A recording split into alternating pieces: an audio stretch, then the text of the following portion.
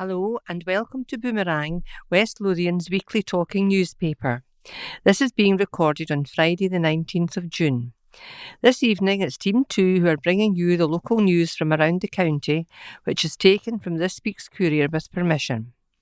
I'm Rebecca, and also reading for us tonight are Joanne, Jane and Sarah. Andrew is in charge of the recording and editing tonight, as Diane has another commitment. Thanks for standing in again, Andrew. It's much appreciated. I have to say, I don't think much of the June weather because it's definitely not flaming June. I have my fingers crossed for a decent day tomorrow for all the gala days happening tomorrow. The forecast is fine, so let's hope it's right. I don't think there's anything in the post bag, so we can go on with the news. Our Tiny Miracles. Babies born 17 weeks early are finally home by Sapphire Hope. Miracle twins who were born 17 weeks early spent 8 months in hospital after one was born the size of a mango. Amy Sharkey, 32, gave birth to her daughter Orla at 23 weeks and 2 days, weighing 1 pound 1 ounce, and her son Frankie was born 4 days later and on the scales at 1 pound and 5 ounces. The mum and her partner Jack Ginn, 33, were told the chances for survival are usually below 10%.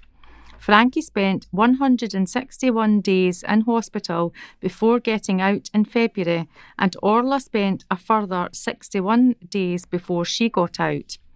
Dad Jack, a construction worker from Linlithgow, West Lothian, said, "She was the size of my hand. She was basically the size of a mango with small arms and legs. I would say she was tiny. Her hands were the size of my fingernail. Frankie didn't seem much bigger. Still the size of my hand."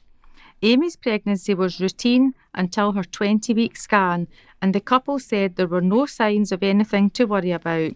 However, the twins were both rushed to the neonatal unit when Orla was 10 days old and contracted a bowel infection called necrotizing enterocolitis that in turn caused 3 bowel perforations. She had 3 ops, including open abdominal surgery. The first when she was just 10 days old, the second at 17 days, and the third in February at around 5.5 months. She also had a stoma put in. Surgeons were able to reverse Orla's stoma and reconnect her bowel, but she still does not have a colon, which was removed during surgery.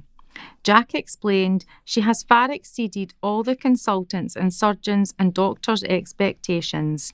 Frankie has chronic lung disease, pulmonary hypertension in his heart, and recently had laser eye surgery for retinopathy of prematurity, a common eye condition which affects premature babies. Orla also has ROP, but hers is less severe than her brother's. Frankie was discharged on February the 19th, 161 days after he was born, and the family lived in a charity house inside the hospital until Orla was discharged on April the 20th, 225 days after she was born. Jack said, "We lived in the hospital. We were only home a handful of times and never stayed. Both babies are still fed through a tube, and Frankie is on 24-hour oxygen." Amy said she thinks Orla's health issues will last through her life, but is hoping that Frankie will soon be able to come off the oxygen tube and breathe independently. The couple said they couldn't have done the journey without the nurses and doctors from the Simpsons Special Care Babies Unit and the Ronald McDonald Charity. Jack said, "Without them, we couldn't have done the journey, and the babies wouldn't be here without them either, because they certainly don't do their job for the money, from what we've seen with Frankie and Orla. They were just so dedicated to their care and to us as well, because we didn't have much support. It was me and Amy in the hospital for all that time with not many visitors. We just lived and breathed the hospital. Weeks would go by without even fresh air because you were just by their side." The couple said that it felt like a miracle that the twins are alive, with Jack adding that Orla proved everybody wrong and every hurdle she never let up. And there are some beautiful pictures of the twins when they're at home, sitting on the sofa and smiling very happily. And there is a picture of the very, very, very tiny, I think it's Orla when she was just born, and she's got a tiny wee hand that literally it's holding on to Dad's finger, and it's just the size of his nail. There's another lovely picture of Mum and Dad when they're at home holding the two wee babies together, looking very proud. On the beat, a busy month but important to highlight safety events, and this is an article with Chief Superintendent Greg Banks. As we go into June, we are entering a really busy time for local officers who will be involved in community events across West Lothian. Last weekend, officers attended gala days, processions and flute band parades in Bathgate, Mid Calder, West Calder, Linlithgow, Armadale, Whitburn and Blackburn, managing traffic and ensuring public safety. These annual events provide an excellent opportunity for police to be visible in their communities. And I would encourage you to approach and engage with these officers, who are always happy to discuss any issues you may wish to raise. It's also a great way to introduce your children to the police in a safe and friendly environment. In keeping with the summer theme and warmer weather, I would take the opportunity to highlight the importance of water safety. Sadly, we have seen already a number of people, mainly young people, drown in water-related incidents in other parts of the country in the last few months. Sometimes it can be tempting to go for a dip in a river or a loch, especially during the summer months. But swimming in unsupervised open water can be extremely dangerous. Open water can become very cold just a few feet under the surface, even in summer months. This can cause cramps or cold water shock. Very cold temperatures can also affect your stamina. You may find your strength and ability to swim becomes difficult quickly. You might also tire quicker than you would in a heated pool. Open water can also look very calm on the surface, but there can be strong undercurrents or unseen objects which could trap or injure you. It is also important to remember not to enter the water if you've been drinking a lot of alcohol. I would ask parents and carers to talk to children about their safety if they are playing near water, and ensure that they do not enter water without a responsible adult being present.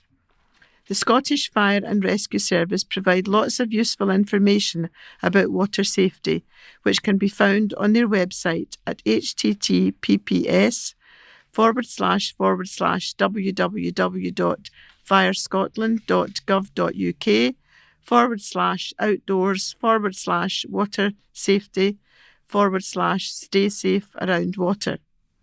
Finally, in keeping with the summer theme, I would also warn of the dangers of wildfires caused by careless use of barbecues, campfires and bonfires.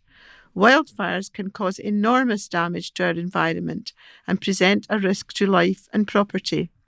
Please be careful if lighting any sort of fire in the countryside, and ensure fires are never left unattended or not fully extinguished. Again, you can find more information on fire safety on the Scottish Fire and Rescue Service website. And I would encourage anyone planning a barbecue, or if you're contemplating a campfire or a bonfire, to read this advice and guidance in advance. Enjoy your summer and stay safe. Councillors striving to guarantee fire station. Article by Stuart Somerville. Councillors have backed a call for guarantees that no West Lothian community with a fire station will see it closed following a review of service. The Scottish Fire and Rescue Service is expected to publish recommendations of a lengthy service review by the end of the month. Many within the service fear a series of cutbacks. Conservative Angela Doran-Timpson raised a motion at the full council meeting. Public safety must not be compromised by funding pressures. Proposals were initially expected before the Holyrood election. However, the SFRS said in February that it would need more time to collate the responses and set a new publication date for late June. Councillor Doran-Timpson's motion said, Council recognises the vital role of the Scottish Fire and Rescue Service in protecting communities across West Lothian and Scotland.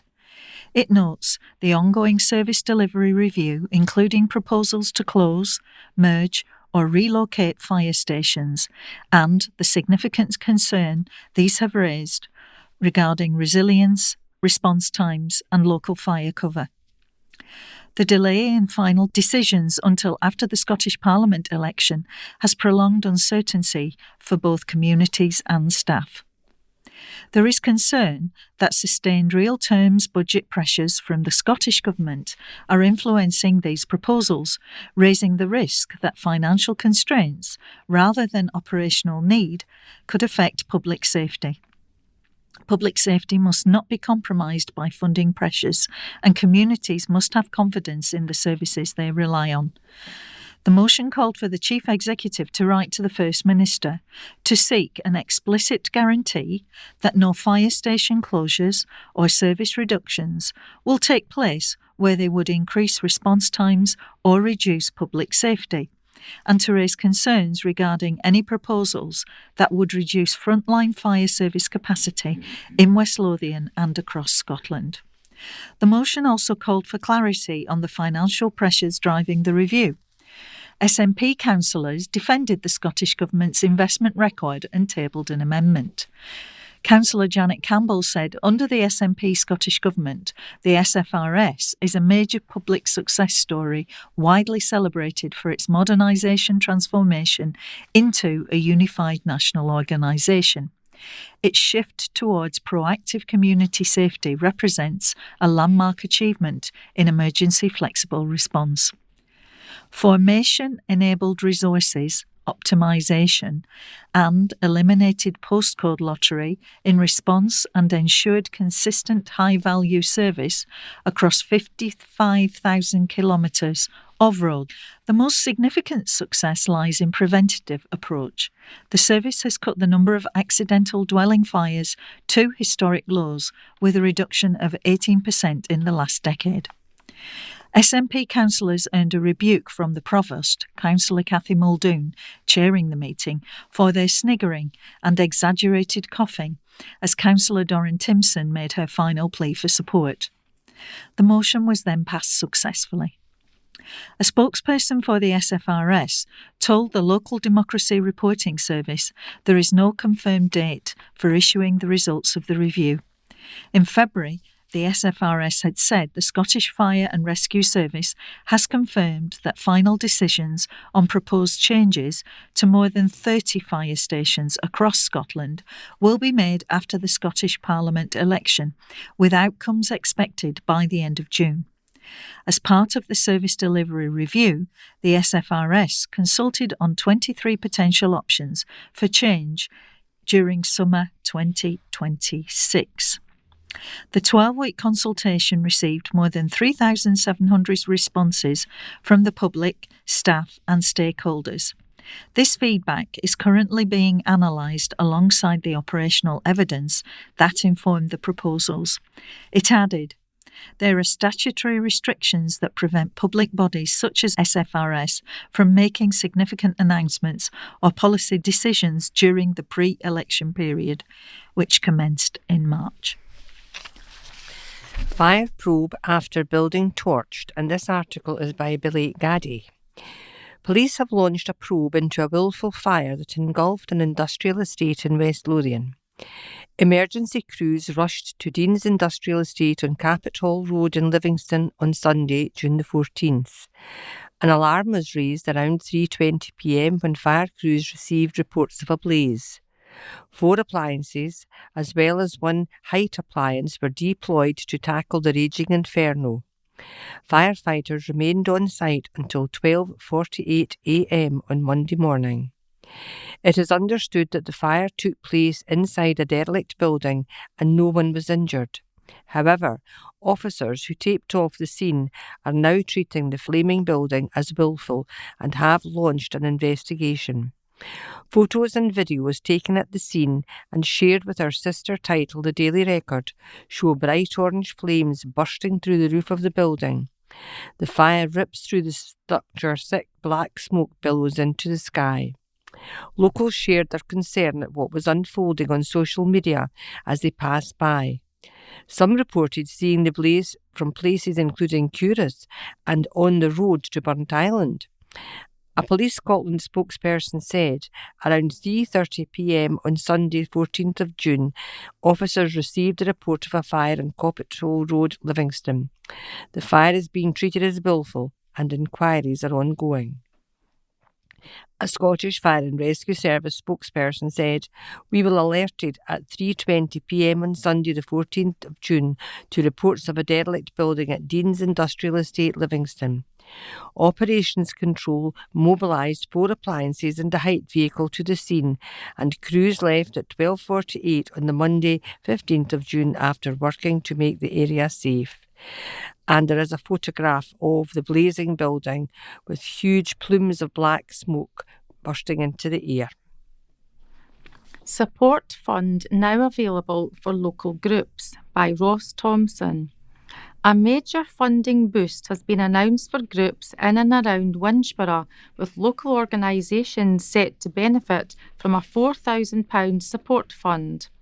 The Winchborough Community Chest will distribute the funding to local organisations including voluntary groups and cultural, environmental and sports clubs through the West Lothian town this year. Led by Winchborough Developments Limited, WDL, and supported by Winchborough Community Council, the initiative is being backed by the award-winning local house builder Cala Homes through its Community Pledge programme of support for the area. Applications are now open, with groups able to apply for the grant before the deadline on Tuesday, June the 30th, with groups able to apply for up to £750. Penny Lockhead, Community Sports and Green Space Manager at Winchborough Development Limited, said, "This is the first time we have joined a house builder partner with our own community funding and entered into a local application process. We have many voluntary groups in the community, and we are sure this will allow some great new activity and extra projects to take place locally this summer." Cala has previously supported groups directly in the community along with our schools project, and we look forward to this new joint initiative having a further positive impact for our community groups across the summer. Working alongside our Community Council, the funding decisions will be made the week after the closing date, so funds can be distributed to groups in July for positive impact and activity over summer. Elaine Carrigan, Sales and Marketing Director at Cala Homes, said, "We are thrilled to be demonstrating our commitment to supporting Winchborough through its Community Chest initiative. This project forms a key part of our community pledge for the area, which is designed to bring measurable and meaningful benefit to the town and the people living in it. Collaborating with communities on initiatives that really make a difference help us forge even stronger connections with the areas in which we build, and we are excited to be continuing our close work with WDL on this project. We are looking forward to learning about the groups which will benefit from this additional funding and watch them make a real difference to the lives of people living in the town. To apply for a funding grant, you can visit winchboroughdevelopments.com and you can look for Community Chest Fund under WDL WCC. Church to boost usage of community centre. This is an article by Stuart Somerville. An evangelical church hopes to boost usage of a village community centre after taking the keys 2 months ago. King's Church West Lothian took on the lease of Uphall Community Centres as an asset transfer. West Lothian Council's Asset Transfer Committee approved the lease after assurances from the church on the running costs. Local councillor Mike Carlin remained cautious about the transfer and long-term running costs, but after the meeting wished the group well. There was controversy at the outset when no one from the church attended an initial meeting of the Asset Transfer Committee to answer the councillors' questions. There was further controversy when local Labour councillor Tony Boyle was accused of making comments against the church taking control of the building. Councillor Tony Boyle rejected the accusation and denied these comments were made, but he recused himself from a second meeting of the committee, which heard from Mr Rouse in the interest of fairness.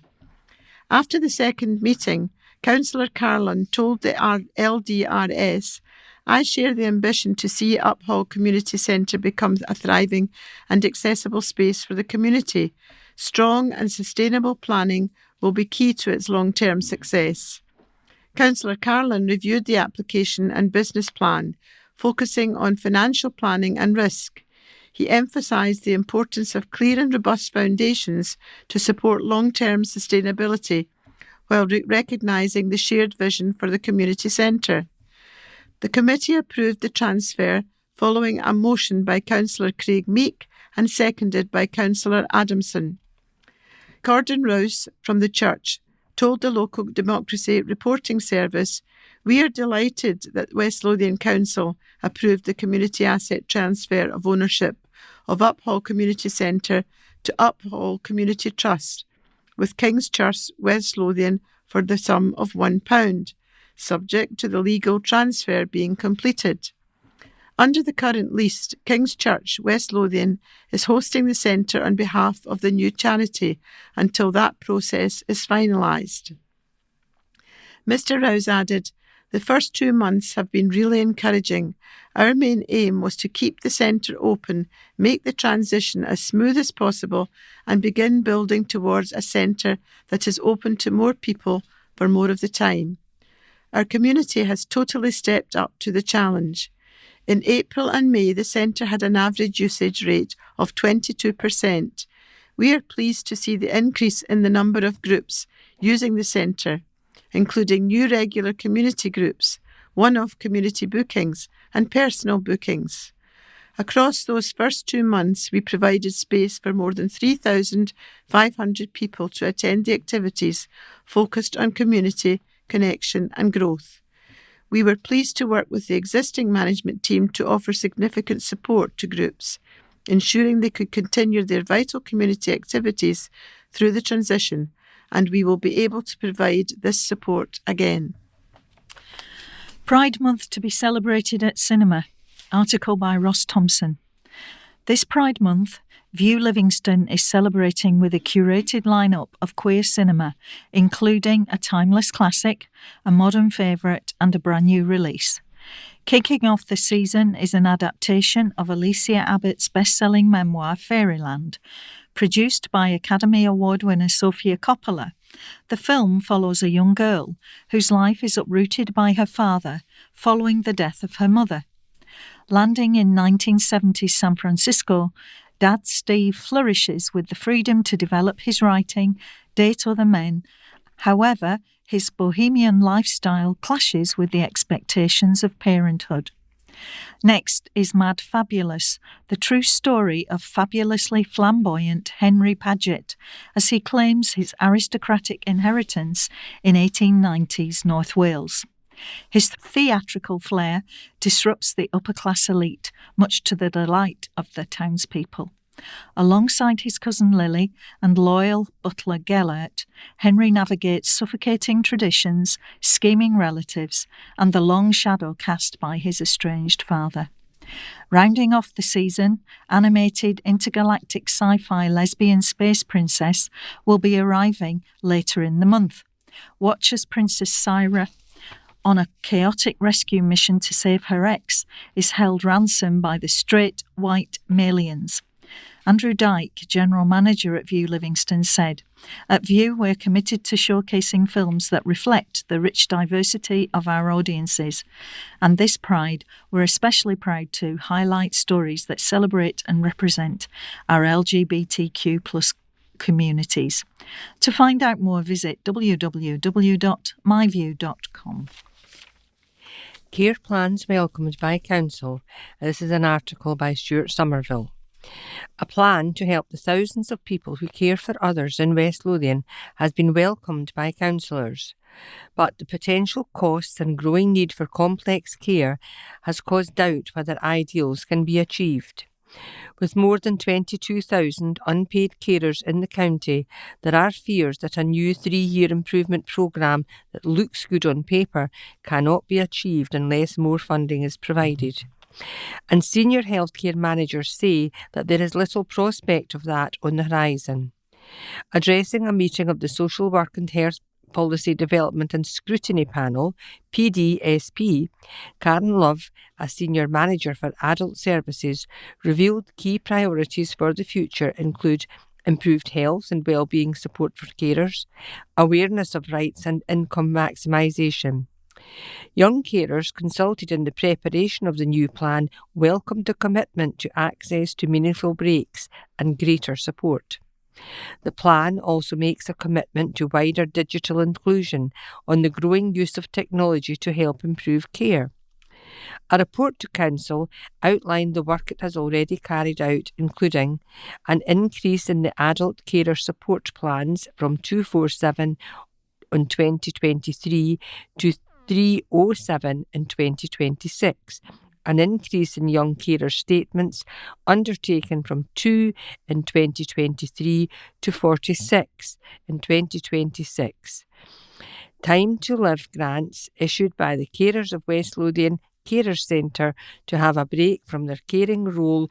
2,257 individuals have had an income maximisation check, ensuring that they were able to access relevant benefits. In her report, Ms Love said, in planning for drafting the strategy, a range of engagement and consultation was progressed with those with lived and living experience.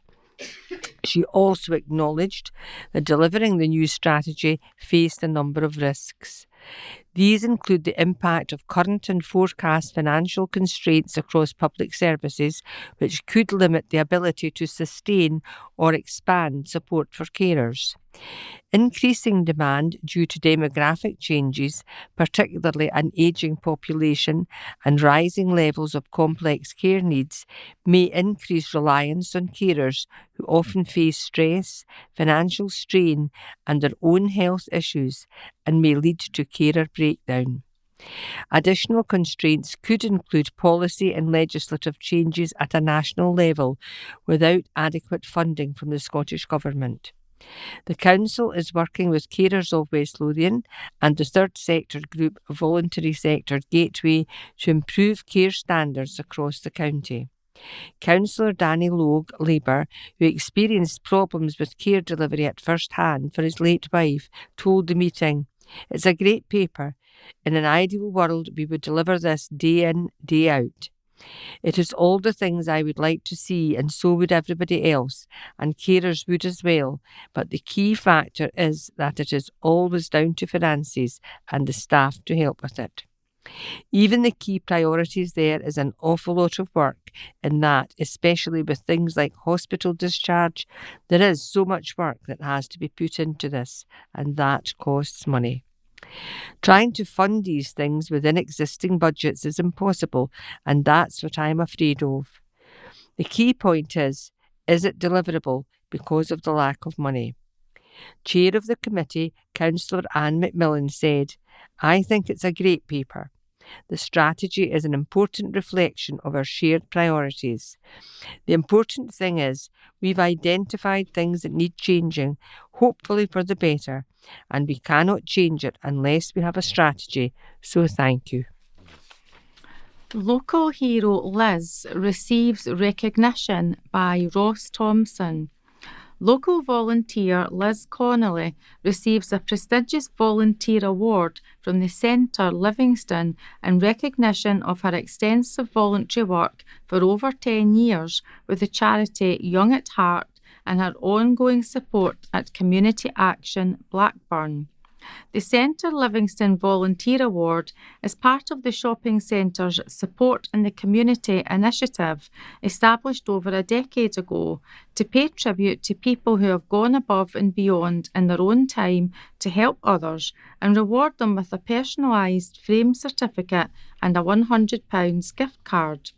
Lisa Haggerty-Brown, the Development Officer at Community Action Blackburn, who runs her own senior support group, has worked with Liz for many years, and as soon as she heard about volunteer award from her manager, she jumped at the chance to put her forward as a thank you for all the incredible work she does.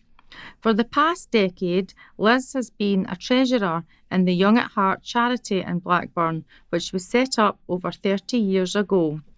The group, which has continued to be a constant in the lives of the attendees, welcomes around 40 current participants every week, varying in ages between 65 and 90, to enjoy the activities planned by the dedicated committee, which include weekly exercise and yoga classes. Lizzie's role also includes securing external funding to pay for day trips, theatre shows, coffee mornings and afternoon teas, as well as making sure the group are kept up to date with any initiatives that could benefit them, including the Warm Home discount. During her career as a liaison and compliance officer, she also volunteered at Blackburn Local Employment Scheme, BLESS, where she joined the team to help local people increase their skills and knowledge to secure jobs. Lisa said, "I am delighted that Liz has received this award, as she selfishly does so much for everyone else. It's great for her to be recognised for all the hard work she does. Liz gives so much to the community of Blackburn, and the number of hours she puts in to make sure every member in the group feels special is phenomenal. She is always on the end of the phone for the members to contact her if they ever need to chat, and knowing them all as well as she does, she tends to keep a close eye on those that need a little bit of extra support and reassurance." Liz said, "Thank you so much to the Centre Livingston for giving me this wonderful volunteer award. When I was told I had been nominated, I was absolutely thrilled and so happy that my work as a volunteer, which I thoroughly enjoy, has been recognised as being of value to other people in the local community. I'm very much looking forward to treating myself to something nice with a very generous gift card as a reminder of being presented with this very special award." Patrick Robertsay, Centre Director at the Centre Livingston, said, "Our volunteer award is designed to put the spotlight on people like Liz who are going above and beyond to help people in the local community. It was great to hear about all the fantastic work she is doing in Blackburn, which is highly commendable, and it's an honour to present her with our well-deserved award. If you know anyone who deserves to be recognised and rewarded, we'd love to hear from you. All the nominations can be sent to inquiries@thecentrelivingston.com. As well as Lizzie's role at Young at Heart, she also supports Community Action Blackburn, which has recently been awarded funds for a Blackburn Lives, celebrating our shared history project, which will give residents the opportunity to share memories and take part in reminiscence sessions. The organisation is appealing to anyone with links to Blackburn to share their stories, photographs and any artefacts that can be exhibited. For information, email charlieblackburn.cab@gmail.com or check out the History of Blackburn Facebook page. And there is a really lovely picture of Liz up at the centre being awarded her certificate and her gift card for all her hard work. World Cup fever hits the centre. This is an article by Ross Thompson. Scotland's first digital 360 degrees kick and play football cube, which is used by FC Bayern Munich as an immersive experience at FC Bayern World, has arrived in the country for the first time at the centre in Livingston. The 16 square metre high-tech skills lab cube, featuring interactive LED walls, which is part of the shopping centre's Kick and Summer of Football events programme. It's designed to give visitors of all ages the chance to put their skills to the test and enjoy a free immersive football experience. The Skills.Lab Cube, which has permanent residency in the Bayern Munich Superstore and previously at the FIFA Museum in Zurich, and also a big hit in fan zones in Germany during the UEFA Cup Euro 2024 tournament, is operated with a touch screen where players can switch between the 6 preset fun and challenging games. These include Chase, Next, and Stroop, with moving, glowing targets, where the aim is to test technical and cognitive skills like passing accuracy, ball control and reaction time in short, high-intensity rounds and get the highest score, which is then recorded using laser tracking technology, which provides visual and audio feedback. It will remain in situ next to Burger King until July 30th. The Centre Livingston, which has been kitted out with hanging football flags covering every nation taking part in the World Cup, will also be running lots of football-related arts and crafts during the weekends in July. These range from designing a football strip and decorating a football money bank to making key rings, medals and flags, which are free with donations optional for the Centre Livingston's charity partner, Children's Hospices Across Scotland, known as CHAS, which provide palliative care, respite and family support to babies, children and young people with life-shortening conditions. I guess the number of footballs competition located in a display next to Shoe is also running until July 24th, where shoppers can enter using a QR code which directs them to the shopping centre website to take part. Prizes include gift cards from various retailers, including New Look and Aerial Adventures. Lewis O'Connor was visiting the Centre Livingston with his 3 children and wife and took time out to enjoy a kickabout with the family. He said, "The football cube is a great idea, which our kids thoroughly enjoyed. We are big Scotland fans and heading out to Miami soon to see Scotland play Brazil, which has been a lifelong dream of mine and feels even more extra special that I'm taking my son who loves his football." Patrick Robertson, Centre Director at the Centre Livingston, said, "Our 360 degrees digital football skills lab cube is a great way for fans to put their football skills to the test during the World Cup tournament. The games are great fun and provide perfect opportunity for everyone taking part to show off their skills and get instant feedback on their drills, passing power and goal scoring. For more information, check out the Centre Livingston social channels at Shops Centre and the website www.thecentrelivingston.com. And there's a lovely inset picture of Lewis O'Connor and his children kitted out in Scotland football's tops, and you can see behind the cube that we're all talking about. Jail grub is big worry, says Insider. An article by Sally Hind. A hunger crisis over shrinking food portions in Scots prisons will spark a dangerous backlash, jail insiders have warned. An angry letter penned by one HMP Addywell prisoner has hit back at criticism that more is being spent on meals for many prisoners than for some NHS patients, while a jail source told the Daily Record that over-squeezed meal budgets can lead to indiscipline and violent prisoners lashing out. The inmates said the reality of a £10 million annual food budget, last reported as $4.27 per prisoner per day, was being devoured by food inflation amid a stagnation in prisoner wages.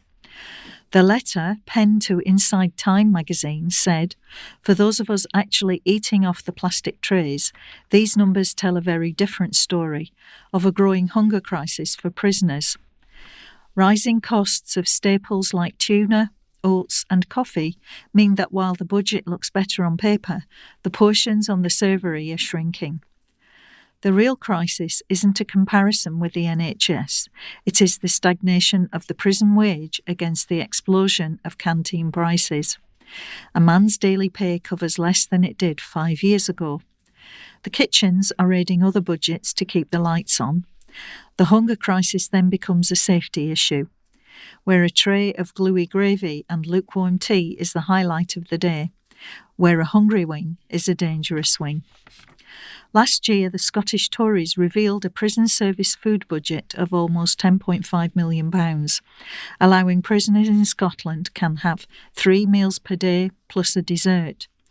The Scottish Prison Services food budget for 23 to 24 was £10,474,444. And the menu showed that prisoners can have things like roast turkey, chicken leg, steak and sausage pie, chocolate brownie with custard and ice cream. The Scottish Tories compared the budget to the average then being spent on hospital meals by 2 Scottish health boards, NHS Highland at £3.01 per day and NHS Ayrshire and Arran at £3.69 per day. The jail budget was only 5p cheaper than the £4.32 average cost of meals at Scotland's largest health board, NHS Greater Glasgow and Clyde. But the average daily cost of meals across Scotland for hospital patients was £6.23. The figures released in January last year showed Scotland was paying far more to feed prisoners in 2023 to 24 than the equivalent spending in England and Wales, where prison meals cost approximately £2.70 per day. Scottish Conservative Deputy Leader Rachel Hamilton said it was outrageous that many prisoners seemed to be better fed than some hospital patients. But prison insiders said anger over what's being served up in jail canteens could spark indiscipline from prisoners, posing a threat to staff. A prison insider said, aside from visits and maybe the gym, the next thing on the agenda for prisoners is food. So if you're getting to the stage where that is being squeezed and what's on offer is not good enough or not healthy enough, then that is going to lead to problems. A large proportion of people in prison are there for some sort of violent reasons, and some just don't have the cognitive ability to consider there might be a reason for why that is happening. They just lash out, and that could absolutely become a problem for staff. There's a strong likelihood that a food issue like this, if not addressed, could lead to more indiscipline in jails.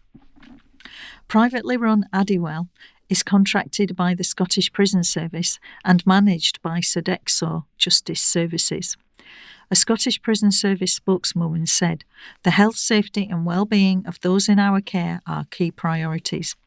We work hard to ensure that a varied and nutritious diet is available, while also ensuring value for money."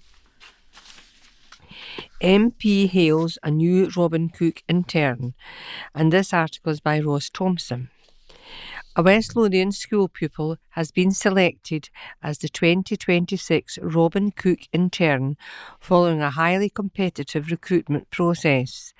The paid internship, named in honour of former Livingston MP and Foreign Secretary Robin Cook, gives a local young person the opportunity to gain first-hand experience of politics and public service both in West Lothian and at Westminster.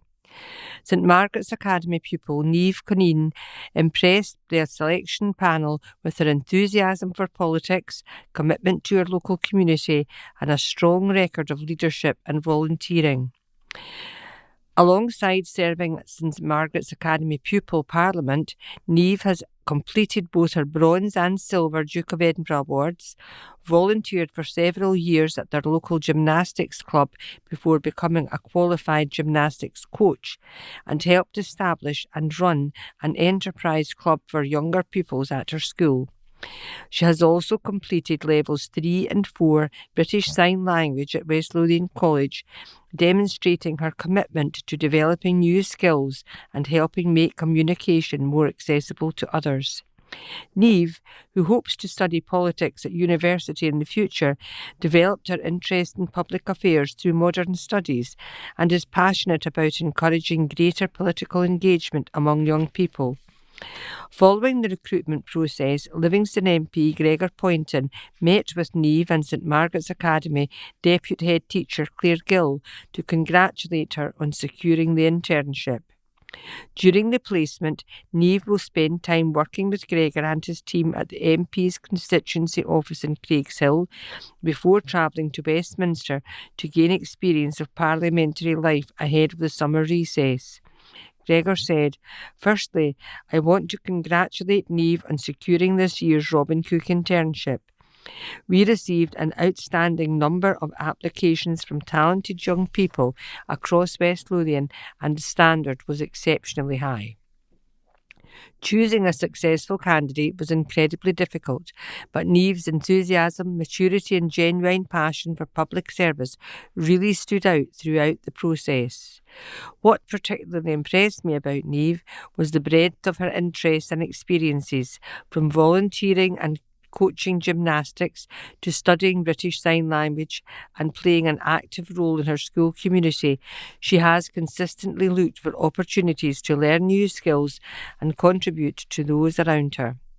One of the reasons I established the Robin Cook internship was to ensure the young people from across the Livingston constituency have the opportunity to see firsthand how politics and public service work in practice. Too often, opportunities like this can feel out of reach.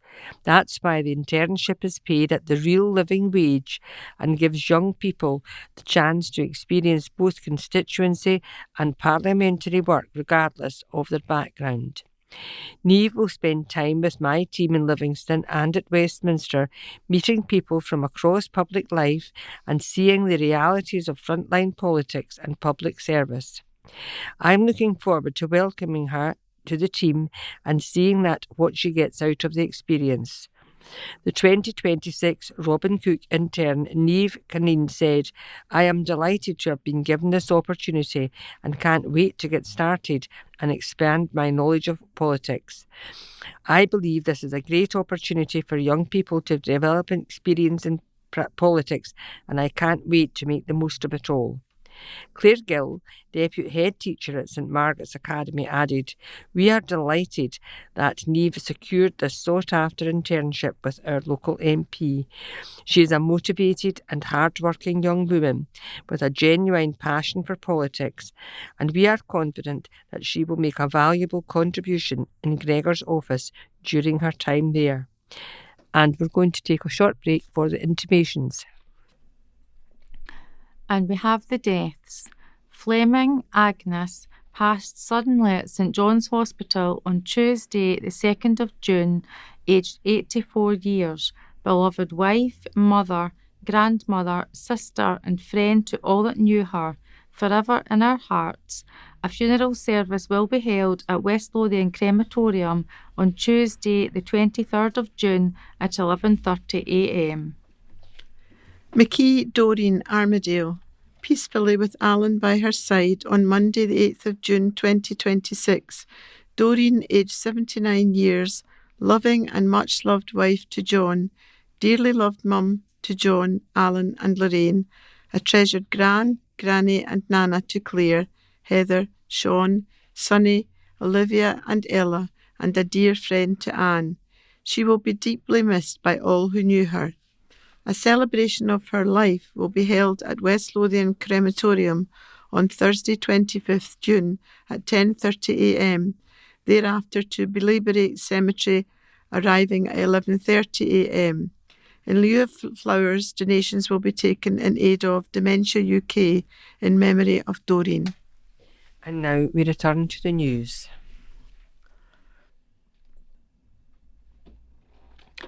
Elaine soars high to raise cash for charity by Ross Thompson. A West Lothian nurse soared out of her comfort zone and into the clouds while raising vital funds for the children's hospice charity she works for. Elaine Liddell from Bathgate and colleague Laura Hart are both senior charge nurses at Rachel House in Kinross and bravely took on a tandem skydive for children's hospices across Scotland, CHAS, which supports children with life-shortening conditions. The high-flying duo decided to mark turning 40 by leaping headfirst into the challenge, quite literally, and have already raised more than £2,000 for CHAS, with donations still continuing to land. Elaine said, "We have an incredible team at Rachel House who constantly go above and beyond for the families we support. It's a job like no other, and we are unbelievably proud to be part of it. We would both like to thank everyone who has donated so generously. Every contribution helps give families the support they need and has really helped our fundraising take off, Laura added. We both turned 40 last year and wanted to push ourselves to new heights, and what could be a bigger challenge than free falling through the sky at 120 miles per hour? We also wanted to raise money for Chaz's 20 million more than a hospice appeal, part of which aims to transform Rachel House, where I have worked for 9 years and Elaine has worked for 11 years. It is a privilege to help lead our team as we care for amazing children and families every day. Elaine admitted the challenge was far outside her comfort zone. She said, "Jumping out of a plane was never something I imagined myself doing. I don't even like roller coasters. I thought I would spend the whole time terrified. However, once we were up in the air, there was no turning back. It ended up being one of the best experiences of my life, and now I'm already tempted to do it again." Donations can still be made to Elaine and Laura's skydive by logging on to justgiving.com and look for team/Laura and Elaine. And there is a picture of the two very brave ladies with their kit on, where I think they look like they're just setting out at the moment, and they're smiling very bravely. And it's a nice dry day with a blue sky, which probably made it a nice experience to jump in. St Ken's team claims top prize at Mitsubishi contest. An article by Ross Thompson. St Kentigern's Academy from Blackburn has been crowned the winner of this year's Mitsubishi Electric Pump It Up Challenge. Now in its 10th year, the competition involved over 800 pupils from 8 participating West Lothian secondary schools, with third-year pupils tasked with coming up with an innovative use for a heat pump, an understanding of sustainable energy, and working effectively as a team. The winners presented a passionate and detailed presentation of their idea, Heated Shelters, which saw them design a heat pump system and solar panels to support homelessness worldwide by ensuring warmth for all in an environmentally friendly fashion. The annual challenge is a joint venture between Mitsubishi Electric Air Conditioning Systems Europe and West Lothian Chamber of Commerce, with the aim of strengthening the connection between industry and education, while helping young people develop valuable skills for their future careers. Prior to the final at Howden Park Centre in Livingston, engineers from Mitsubishi Electric visited all participating schools to select one team per school to take part in the final, where they were presented their ideas to a panel of judges, their peers, family and friends, alongside the business community. Guests were joined on the right by Mr. Taro Hattori, President of Mitsubishi Electronics, Mr. Katsutoshi Takeda, Consul General of Japan in Edinburgh, and Dr. Elaine Cook, Deputy Chief Executive for Corporate Operational and Housing Services for West Lothian Council. Mr. Hattori highlighted the importance of raising awareness of the role heat pumps play in protecting the environment and reducing carbon emissions. He also emphasised the value of the collaboration between Mitsubishi Electric, the West Lothian Chamber of Commerce and West Lothian Council in engaging young people in an initiative which could help inspire the coming generation of ideas and innovations in this field. Rodney Eyre, Senior Department Manager, Mitsubishi Electric Air Conditioning Systems, said, "The Pump It Up final was a truly inspiring celebration of young talent, with over 800 pupils showcasing their creativity, teamwork and passion for renewable energy. It's fantastic to see students applying their learning to real-world challenges while building skills for future careers in engineering and green energy. Events like this are vital in connecting industry and education and nurturing the next generation of innovators." West Lothian Chamber of Commerce Chief Executive Linda Scott said, "Partnership working between education and business on projects such as Pump It Up Challenge is incredibly important. Initiatives like this can only enhance a young person's future in the world of work. Runners-up were last year's winners St Margaret's Academy and Dean's Community High School. St Margaret's demonstrated how to reduce water waste with a heat pump converting the excess into heat, while Dean's Community High School was recognised for its teamwork in showing how heat pumps could be used to heat and cool car engines. And there's a lovely picture of the winning school and the invited guests to the experience. Canav hits the Big Bang with National Award, article by Ross Thompson. A West Lothian student has claimed a top award at a prestigious nationwide competition for young engineers, scientists and technologists. Canav Jane, a student from Broxburn, has been crowned UK Young Engineer of the Year, supported by Thales for his project Aeroade, autonomous VTOL quadplane at the Big Bang competition.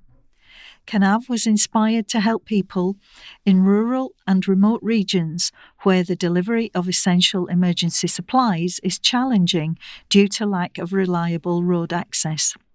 Using his passion for drones, he has designed and developed a small, low-cost autonomous aircraft that can carry and deliver medicines and other essential supplies quickly and efficiently. Canav hopes his low-cost, accessible invention will help provide critical humanitarian support and save millions of lives. Upon winning, Canav said, "It's so surreal. The moment they say your name, you completely zone out because of how much effort you put into it, and to see all of that come to life is really great." James Mackay, head of STEM UK at Thales, said, "Congratulations to the Big Bang UK Young Engineer of the Year. We were delighted to see the creativity and impressive STEM skills from all the finalists. Canav's project really impressed the judges, along with his tenacity, dedication and drive. Supporting these future engineers is truly exciting for us at Thales. The competition is a great reminder that the next big breakthrough could come from anyone. We need many more young people to pursue STEM careers. It's been great to see so many students thinking about how they can innovate and create real-world solutions with engineering." The winners of the competition, which recognises and rewards talented young innovators, were announced at an award ceremony at the Big Bang Fair.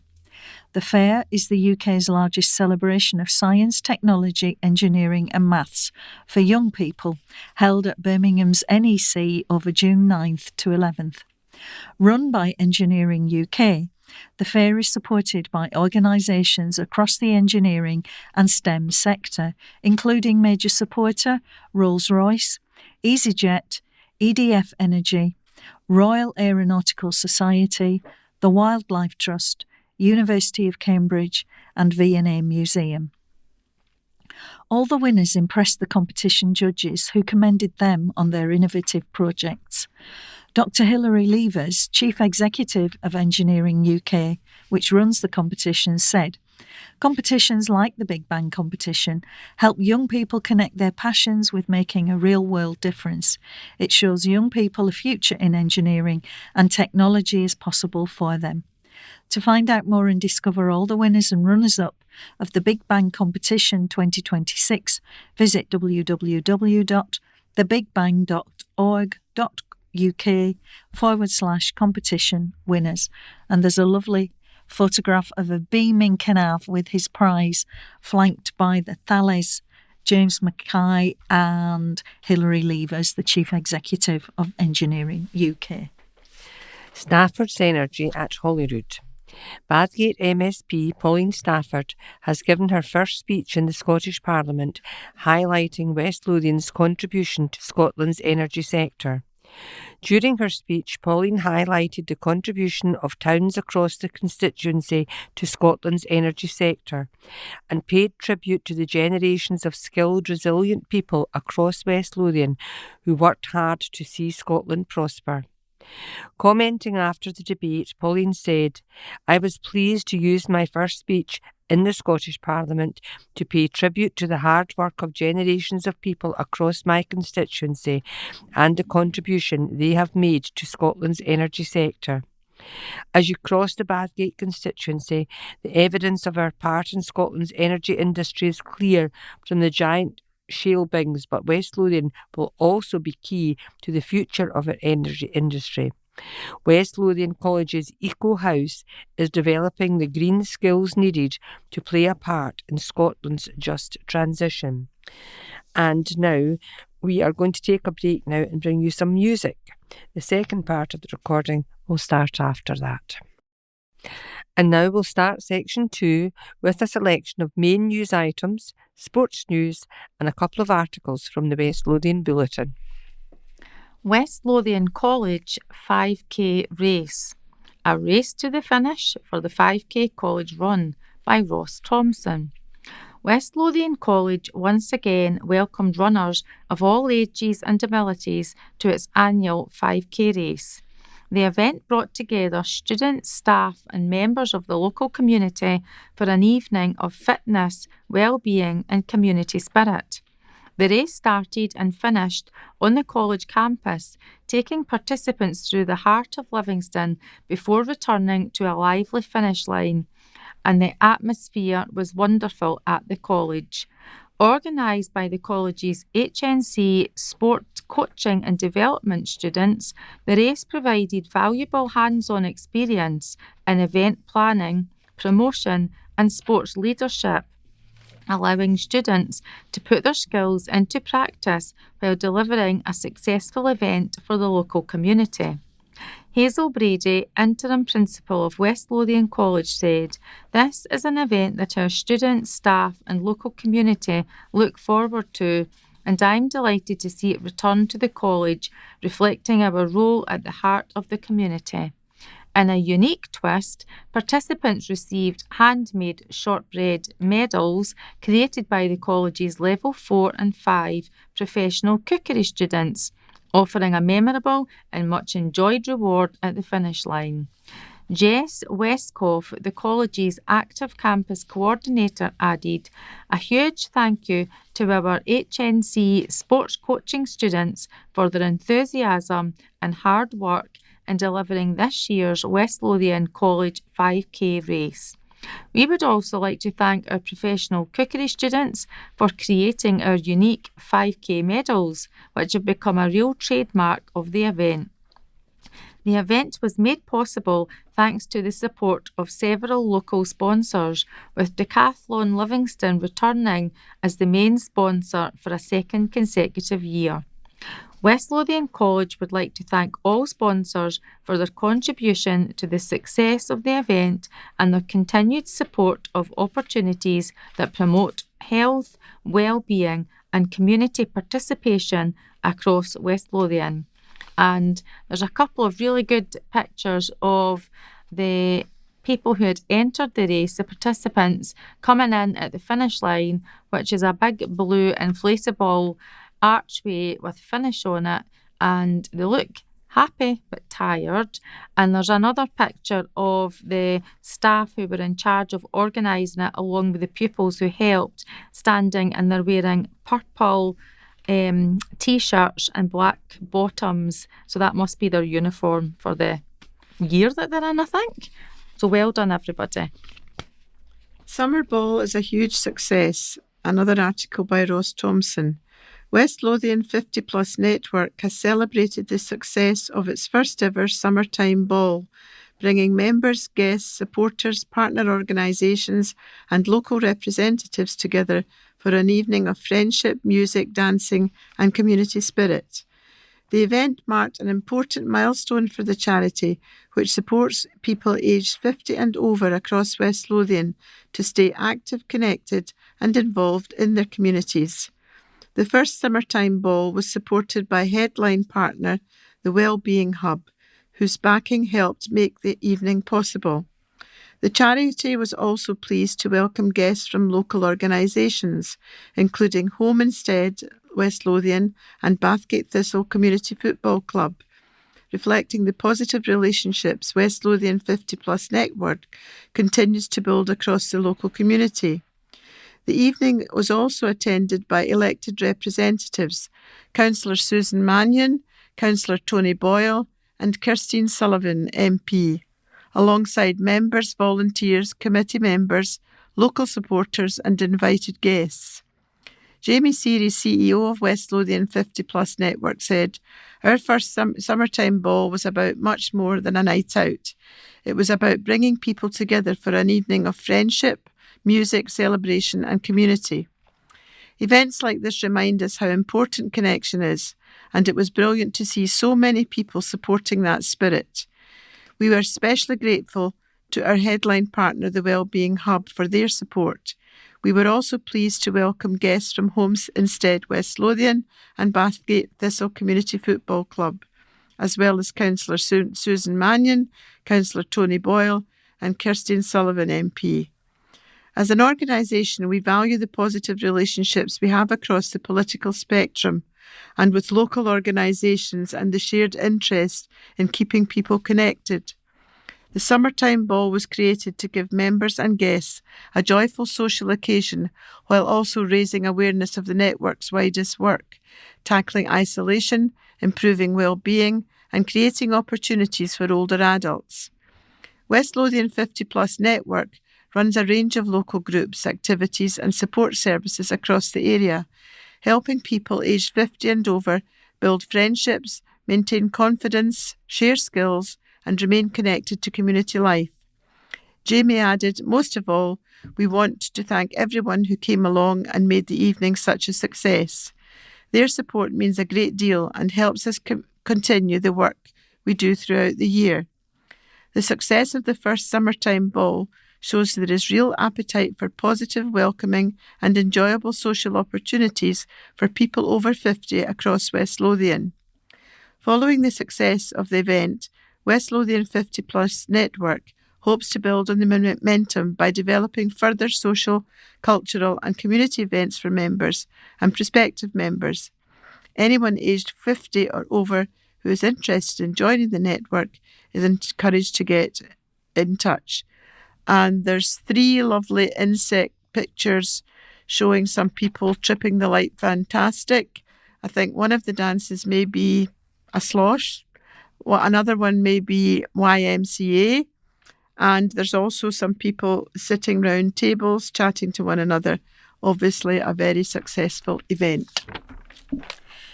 Pupils' Magic of Books.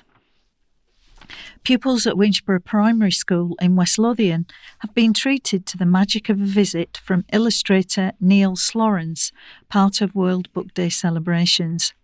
The visit was arranged by home builder Taylor Wimpey East Scotland, providing funding to Scottish Book Trust for live literature sessions for local communities. Live literature, running for over 50 years, inspires a love of reading and writing and is delivered by Scottish Book Trust, the national charity changing lives through reading and writing. Taylor Wimpey is funding 10 sessions for children attending schools across its east and west regions of Scotland. The events coincide with the National Year of Reading, helping pupils find joy in books and to encourage reading for pleasure.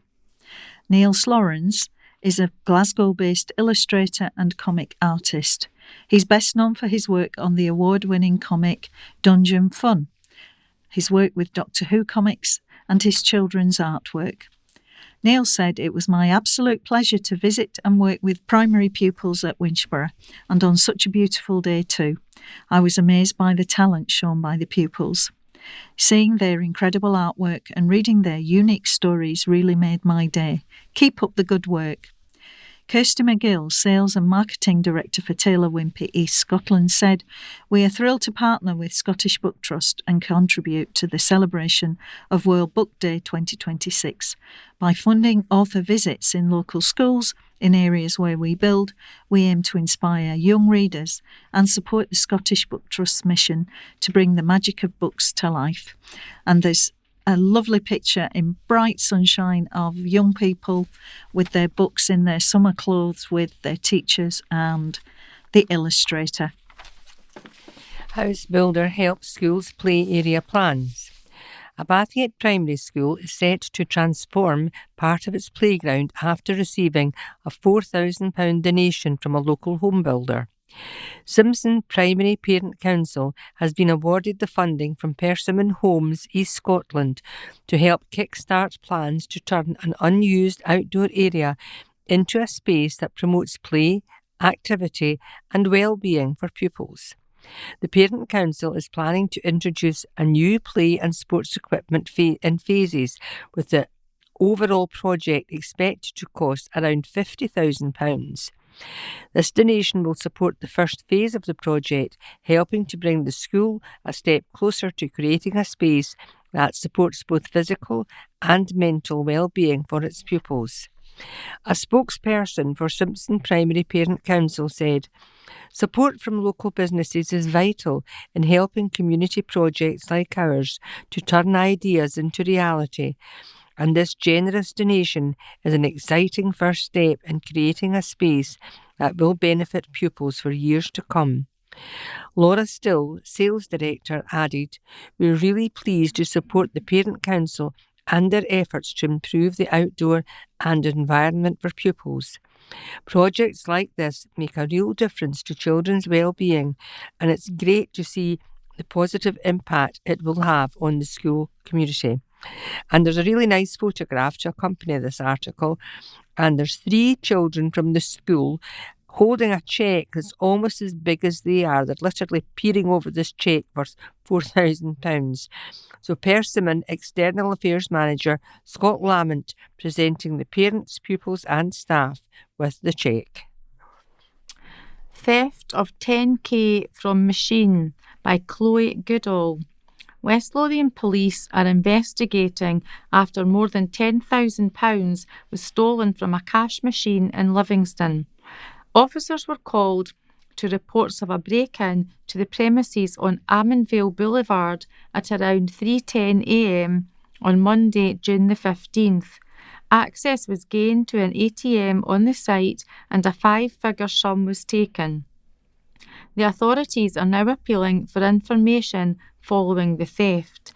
The suspects involved in the incident are described as 3 white males, 2 of which were wearing black hooded jumpers and black joggers. The third was wearing a grey hooded jumper and grey joggers. All 3 wore red and white gloves. They are believed to have driven a Nardo grey Audi A4 and were last seen heading west on Ammonvale Boulevard. Detective Sergeant Derek Smith said, "Our inquiries are ongoing, and I am appealing for anyone who has any information which could assist to contact us. I would also ask anyone who is in the area and who may have dashcam footage which could assist to get in touch. Anyone with any information is asked to call 101, quoting reference 0332 of 15th June 2026. World Cup Walking Challenge. Another article by Ross Thompson. Blackburn Primary School, Hopefield Nursery, Murrayfield Primary and Nursery, Our Lady of Lourdes Primary, Connolly School Campus and Pinewood School are taking part in a joint World Cup Walking Challenge. Pupils are trying to walk the distance between Blackburn Cross and the Hard Rock Stadium in Miami before the Scotland team get there on June 24th. To complete the challenge, the youngsters will need to walk an incredible 4,223 miles between them. Shannon Ramsey, Blackburn Primary's acting principal teacher, said, "Children, families and staff have been out walking and recording their miles. This is a fun way for us to work together as a community, get children and families out and about, promoting the health benefits of walking and build on the momentum and excitement of Scotland being in the World Cup. All schools will be completing the challenge with a huge Scottish-themed fun day to celebrate us hopefully reaching our target before Scotland arrive to play Brazil in Miami." And there's a lovely picture of all of the pupils in the various schools holding up a saltire and tiny saltires and wearing lovely saltire hats. RAC campaign wants fair deal. Article by Stuart Somerville. Campaigners for a fair deal for homeowners affected by crumbling concrete in their homes have vowed to continue their fight for compensation. The newly elected SNP government will find itself facing new demands for meetings with the UK RAAC campaign. Local campaigner Kerry McIntosh said the organisation, of which she is a vice chair, would be seeking a meeting with the new housing minister. "We want to speak to Shirley Ann Somerville," Kerry told the local Democracy Reporting Service, "and we have requested a meeting with her." The previous Holyrood administration expressed sympathy with homeowners living with RAAC and those who found themselves moved out of former council houses discovered to have RAAC, but maintained that funding would have to come from the Westminster government. A petition raised before the election has been preserved and remains active in Holyrood. Despite promising results from meetings with the then Housing Minister, Mary McAllen, at the start of the year, the momentum has slipped back amid the election campaign. The issue of financial help for homeowners remains as elusive as ever. West Lothian Council is well underway in its repair work to the 100-plus homes it found to have RAAC 2 years ago, in communities including Bathgate, Broxburn and Linlithgow. Additionally, work is underway in Craigs Hill, Livingston by Almond Housing, but it will be the start of the winter before residents there know what the final decision of the future of their RAAC homes will be, according to Kerry this week. Ms Somerville, an experienced SNP minister, was appointed as Cabinet Secretary for Housing following the election last month. Man died while on quad bike. A West Lothian man lost his life after suffering a cardiac arrest while driving his quad, an inquiry has found. Andrew Rennie, 75, died on November the 27th, 2024. He was driving his quad bike at West Turfin Farm in West Calder, bringing sheep in from a field when the accident happened. A fatal accident inquiry was necessary as Rennie died while employed. It was found that there were no precautions which could reasonably have been taken which would have avoided Andrew's death. West Turfin Farm is Andrew's family farm where he lives and works. The inquiry described him as an extremely skilled farmer. On the morning of his death, Andrew began working on the farm at around 6:30 a.m, tending to livestock with his son. His son found him at around midday after he had failed to locate him and found him lying on his back beside the squad. Paramedics attended, though he was pronounced dead at 12:50. A post-mortem found the cause of death was a blunt force chest and abdominal injuries. A spokesperson for the inquiry said, Mr Rennie, 75, farmer and owner of West Turfin Farm, West Calder, died on the 27th of November 2024 after suffering a cardiac event which caused him to have an accident involving a quad bike when bringing in sheep from a field. The purpose of this inquiry is to establish the circumstances of the death and to consider what steps, if any, may be taken to prevent other deaths in similar circumstances. The Procurator Official ensured that the full facts and circumstances of Mr Rennie's death were provided at the mandatory fatal accident inquiry. The determination has been provided to Mr Rennie's family and our thoughts are with them at this time. Transfer of former nursery site for new music hub. A former nursery in Bathgate is set to become a new centre for music in the town. West Lothian Council's Asset Transfer Committee unanimously agreed the transfer of the former Bathgate West Nursery building to Bathgate Band. Bathgate Band are proposing to turn the Milburn Road site into Bathgate Music Hub, a shared resource for music organisations in the town. A community benefit lease will be put in place for a combined 4-year period to allow them to establish the hub, with an option to purchase the property at the end of that lease period. The former nursery is currently vacant and was declared surplus after it was not required for service delivery by the council.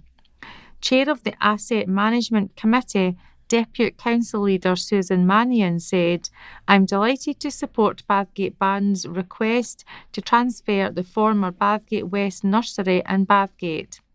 Bathgate Band put forward a powerful case for their ambitious plans to create a music hub for the town. The plans have already received strong support from the local community, and I look forward to seeing the positive benefits of the hub in future." West Lothian Council recognises that ownership of property assets such as land and buildings can contribute to the empowerment of communities. Community asset transfer involves the transfer of responsibility for an asset from the council to a voluntary or community organisation. Provost unveils memorial bench. A striking new World War II memorial bench is now in place at Fauldhouse War Memorial. Provost Cathy Muldoon officially unveiled the custom metal bench after it was kindly donated by Fauldhouse Partnership Centre Management Committee. The bench was donated on behalf of the community of Fauldhouse with a dedication plaque in place. Provost Muldoon said, "Thanks to everyone from Fauldhouse Partnership Centre Management Committee for the generous donation of the World War II bench to the local community of Fauldhouse. The memorial bench is a valuable addition to the War Memorial site, providing much appreciated seating for those attending the memorial." UNICEF Gold for Linlithgow. Linlithgow Academy has been awarded gold status by UNICEF UK's Rights Respecting Schools Award. UNICEF is the world's leading organisation working for children and their rights. The Rights Respecting Schools Award is granted to schools that show commitment to promoting and realising children's rights and encouraging adults, children and young people to respect the rights of others in school. Gold is the highest accolade given by UNICEF UK. As the third and final stage of the award, Gold recognises that children's rights are fully embedded throughout a school's policy, practice and ethos, and are integral to daily life for both pupils and staff. Linlithgow Academy previously received their Silver Rights Respecting Schools Award certificate in June 2023 and have been working consistently towards gold since then, strengthening its whole school commitment to embedding the United Nations Convention on the Rights of the Child within learning, relationships, leadership and decision-making. Following a successful accreditation visit in March 2026, assessors recognised the school's strong rights-respecting ethos, inclusive culture and meaningful pupil participation, alongside the positive impact on relationships, well-being and engagement across the school community. St Kentigern's rebuild complete. The new extension to St Kentigern's Academy in Blackburn has been completed on time and on budget.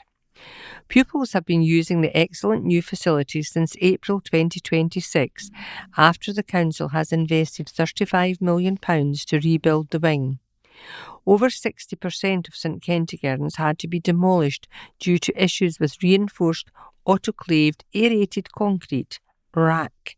St Kentigern's is one of the area's largest schools and serves pupils from towns and villages across the west of West Lothian.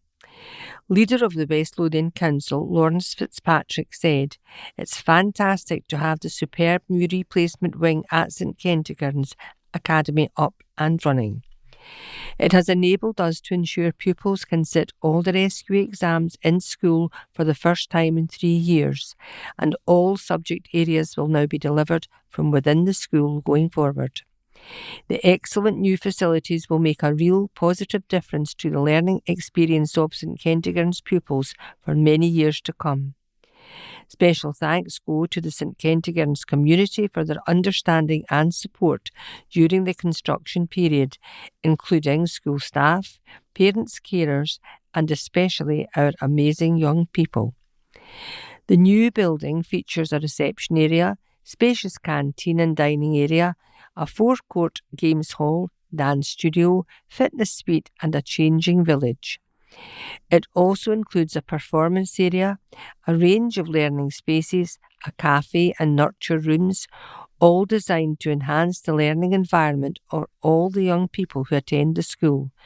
The new extension has been completed on behalf of the council by development partner Hub South East, with Heron Brothers as main contractor and BDP Architects. And there's a rather nice photograph of some of the sixth-year pupils standing outside their newly completed building, looking very happy. Lions share. Livy star enjoys win at World Cup. Livy quids in with Yenge out in USA, but Martindale unsure if World Cup clash will be invested in squad. By Paul Thompson. Tete Yenge's appearance at the World Cup for Australia means Livingston are quids in this summer, but sporting director David Martindale admits he is unsure if the cash will be reinvested in the playing squad for new head coach Glenn Whelan. The Lion striker is currently in the US with the Socceroos and came on as a 74th minute substitute in Sunday's 2-0 win over Turkey in the Group D opener.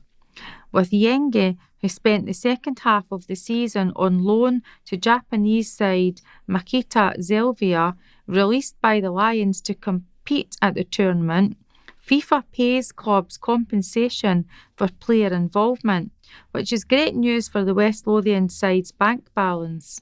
Players are reported to earn clubs £5,000 per day, with FIFA's mandatory date for clubs to release players down as May the 25th, and with the day after their final match also counted.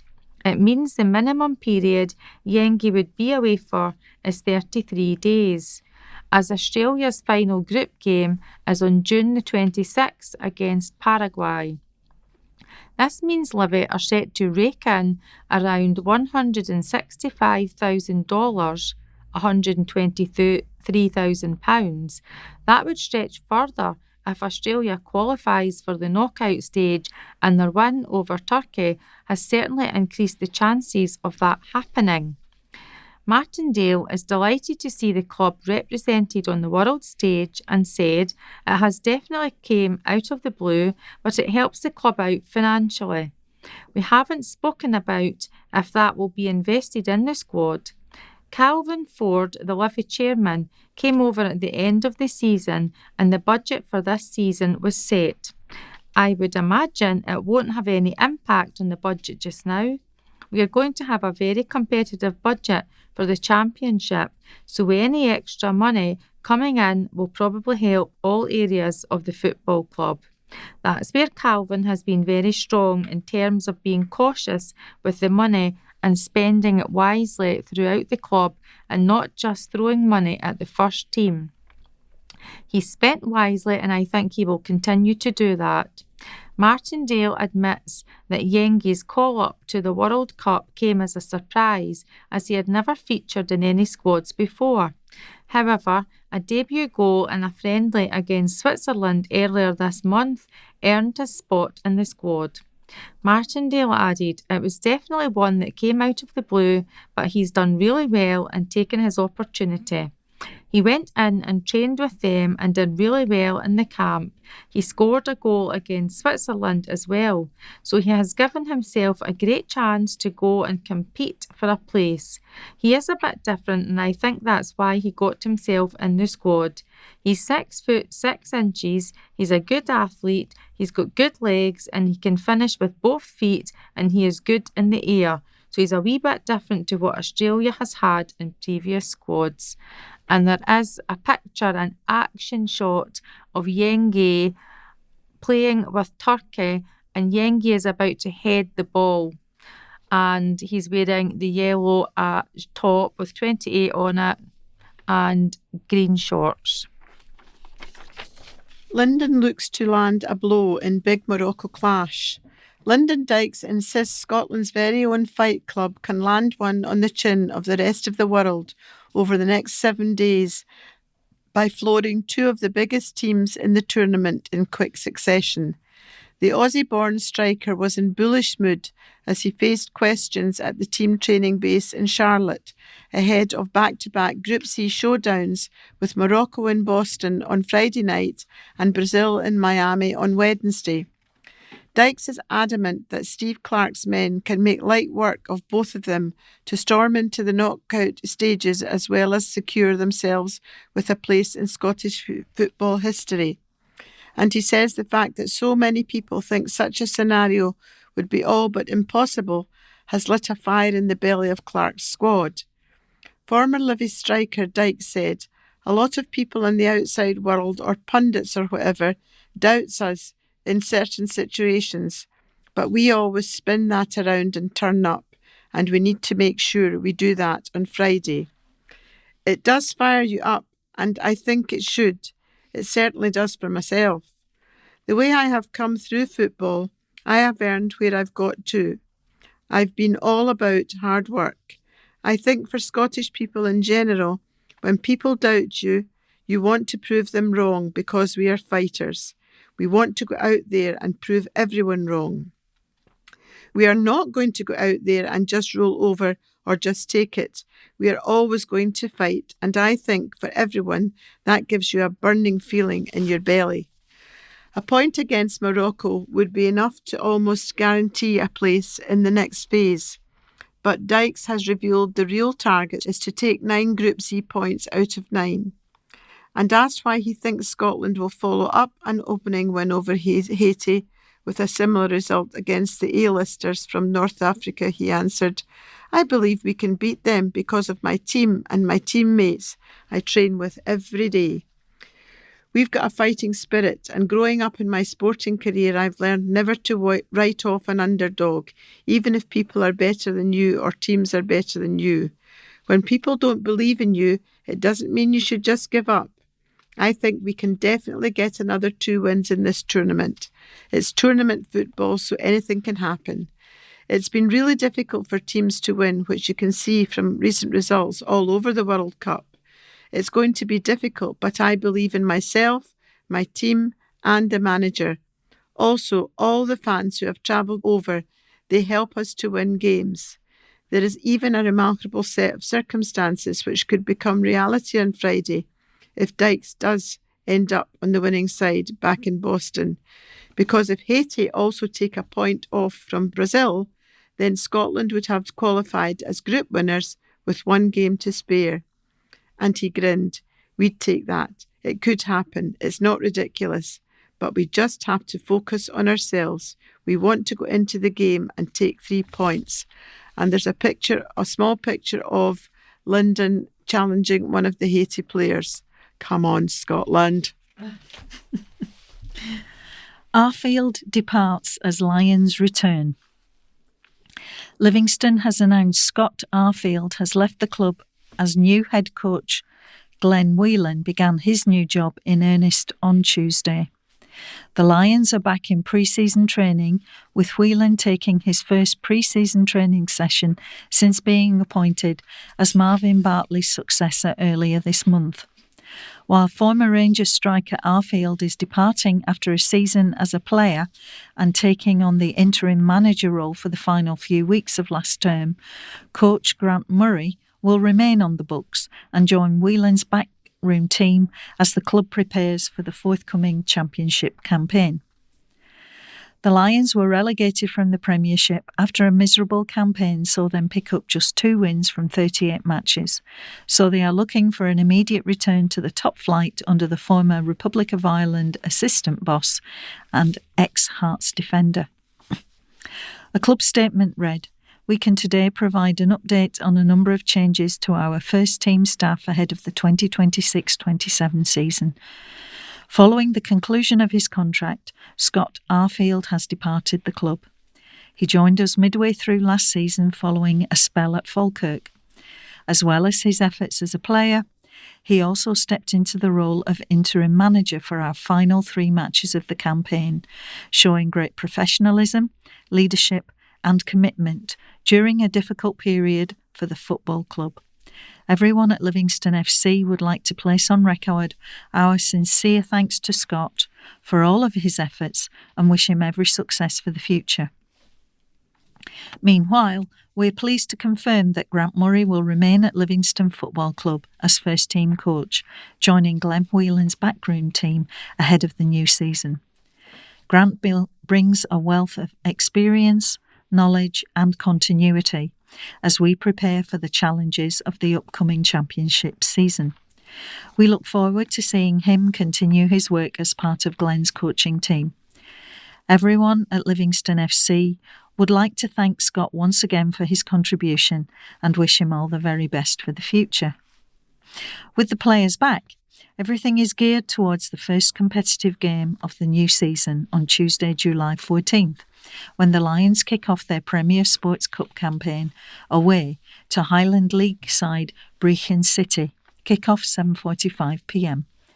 Their Premier Sports Cup Group E games also include the visit of Partick Thistle on Saturday, July 18th, 3pm, Forfar Athletic on Tuesday, July 21st, 7:45pm, and they finish up with a trip to Stenhousemuir on Saturday, July 25th, 3pm.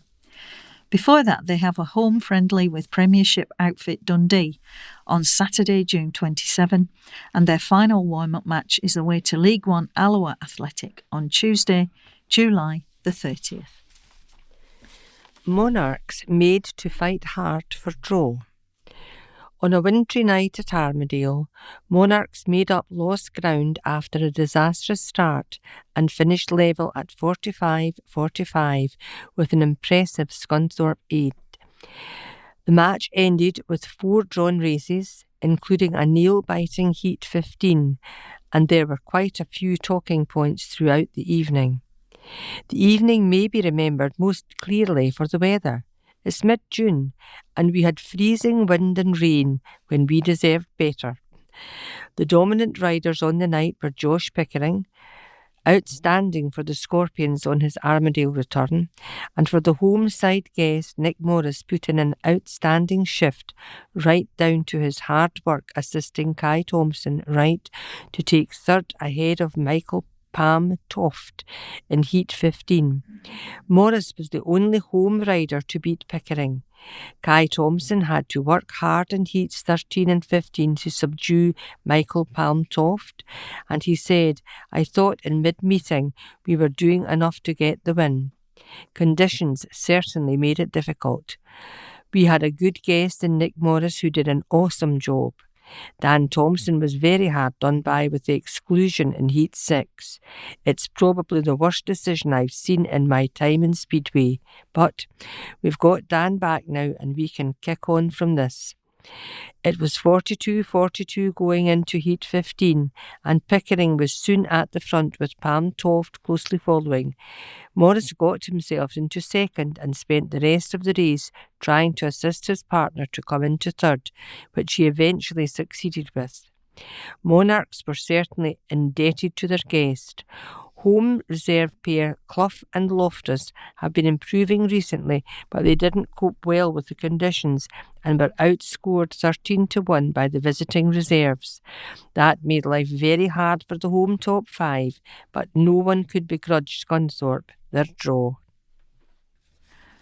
This Broxburn Boys' Life, filmmaker honoured. A special exhibition charting the amazing career of renowned West Lothian film director Michael Caton-Jones has opened in his hometown of Broxburn. This Broxburn Boys' Life free exhibition is now open in Broxburn and Uphall Community Museum and Strathbrock Partnership Centre until April 2027. Organised by Broxburn and Uphall Community Museum Group with West Lothian Council's Museums and Archives Service, this exhibition gives a fascinating insight into Michael's early life growing up in Broxburn through to directing major Hollywood movies such as Memphis Belle, Rob Roy and Doc Hollywood. Michael is also credited with launching the career of Leonardo DiCaprio, after casting him in his first lead role in This Boy's Life in 1993, with DiCaprio paying tribute to the director in his Oscar acceptance speech in 2016. Michael Caton-Jones said, "It's a real honour to see this new exhibition of my life and career back in my hometown of Broxburn. I had a great childhood here, and my first experience of film was going along to the Regal cinema every week. It didn't seem like an option when I was growing up as a boy from Broxburn to become a film director, but my experiences of growing up working class here had a huge influence on who I am as a person and on my career." A launch event for the Broxburn community was recently held in Strathbrock Partnership Centre to give Michael and his family and friends the chance to view the exhibition, which includes personal family items and memorabilia related to his movies. The afternoon featured a Q&A session with Michael, a screening of the trailer for the documentary, and music from his movie soundtracks, including a special Clarsach performance of Rob Roy, the theme, Aileen Doon, and excellent performances from Broxburn United Sport Club Sing for Fun Community Choir. The exhibition has been created in conjunction with a new documentary about the life and career of Michael Caton-Jones, which is being co-produced by Glasgow-based Particular Films and Two Rivers Media. The documentary is being directed by Joseph McLean from Particular Films director, who previously worked as an assistant to Caton-Jones on his 2019 movie Our Ladies, and features aspiring actor Nathan Malone from Bathgate, who plays young Michael in scenes recreating his childhood, filmed in Broxburn and across West Lothian. Actor Matthew Modine, who has starred in Memphis Belle and is well known for his roles in Full Metal Jacket and Stranger Things, is executive producer through his Cinco Dedos Peculiares company. Thrills and spills in action-packed Racewall. It was a warm, dry weekend at the Racewall for the first doubleheader of 2026, where the Saloon Stock Cars and ORCI Mini Stocks both had the British Championships races up for grabs.